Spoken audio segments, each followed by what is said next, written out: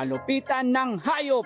China versus America versus Philippines. Dito sa China, meron kaming panda. Sikat sa mundo kasi nga ang cute nila. Tipid kasi, kinakain lang nila kawayan. Pero marami ang gusto silang masilayan. Meron pa silang palabas na kakahanga.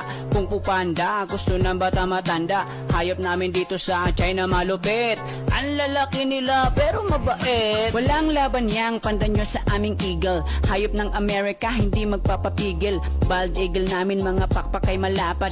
Bundok at dagat, tanaw niya ang lahat. Matulis ang mga kuko, parang patalim. Matulis ang mata, nagmamasid ng palihim.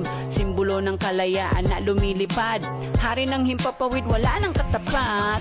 Lakas, bro, ang galing. Sunod na babanat, Philippines. Let's go!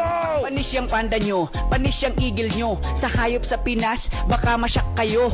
Tawag lang dito buaya pero may datong. Buaya kasi sa Pinas ay nakabarong.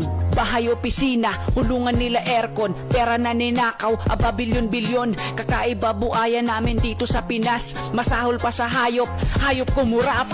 Bahay nila ay madami at malalaki. Merong helicopter, marami din ang kotse. Habang mga tao nagtitiis sa traffic, mga pamilya nakapos ang bahay masikip.